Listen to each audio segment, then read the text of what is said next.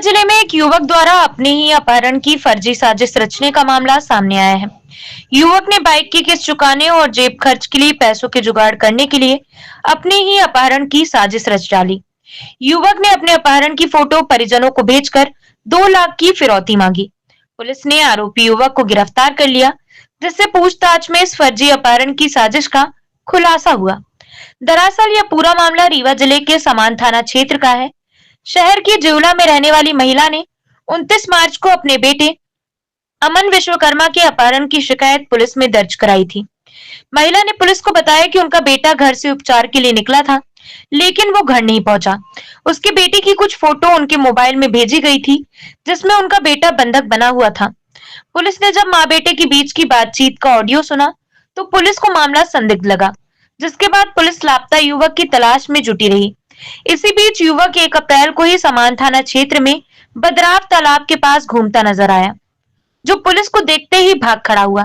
जिसके बाद पुलिस ने युवक को घेराबंदी कर पकड़ लिया, जिसके बाद उससे पूछताछ में अपहरण की साजिश पूरी तरह से फर्जी निकली। पुलिस से पूछताछ में उसने बताया कि उसे बाइक की किस्त जमा करनी थी और जेब खर्च के लिए पैसों की जरूरत थी, इसीलिए उसने अपने ही अपहरण की झूठी साजिश रच डाली। युवक शहर से अपने गांव सुहागी की ददरी चला गया, जहां उसने जंगल में खुद के अपहरण की फोटो अपनी मां को भेजी और फिर फोन कर अपने अपहरण की बात बताकर 2 लाख रुपए फिरौती की मांग की। पुलिस ने आरोपी के पास से वारदात में प्रयुक्त हथियार भी बरामद किए हैं। क्या नाम क्या है तेरा? अमन विश्वकर्मा। कहाँ रहता है अमन? ददरी। ददरी कहाँ, कौन से थाने में आता है? सुहागी थाना। और अभी कहाँ रह रहा है? अभी रहते थे झूला मोड़ शुक्ला राइस मिल के पास। 29 तारीख को तुम घर से कैसे निकले थे, कहाँ गए थे, क्या हुआ पूरा बताओ। दवाई के कहा मतलब पीछे कहीं बोल रहे थे पीछे हॉस्पिटल जाएंगे दवाई कराने। किसको बोला था? मम्मी को। वहाँ से चले गए थे गाँव। गाँव चले गया था, फिर उसके बाद गाँव जाने के बाद फिर बोला मम्मी को हमको 2 लाख रुपये चाहिए, हम किडनैप हो गए। कैसे, काहे से बोला, किस तरह से बोला? फोन लगा के। फ़ोन लगा के बोला।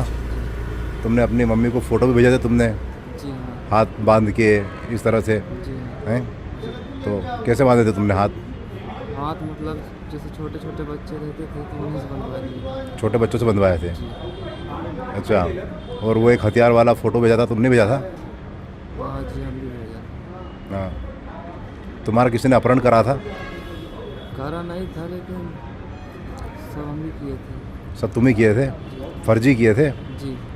तुम्हारा किसी ने अपहरण तो नहीं किया था? अपराध कोई नहीं किया। हथियार कहाँ से लाते हो?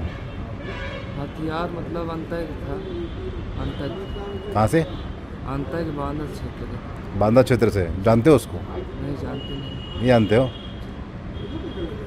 और तब तुमने 2 लाख रुपये मांगे, क्या करने वाले थे 2 लाख रुपये का? सर मेरे ऊपर इतना टेंशन थी कि मेरे समझ में नहीं आ रहा था मैं क्या करूँ क्या नहीं करूँ। नहीं तो ऐसा नहीं करना चाहिए। तो पैसे क्या करते थे तुमको 2 लाख मिल जाते थे, क्या करते 2 लाख का?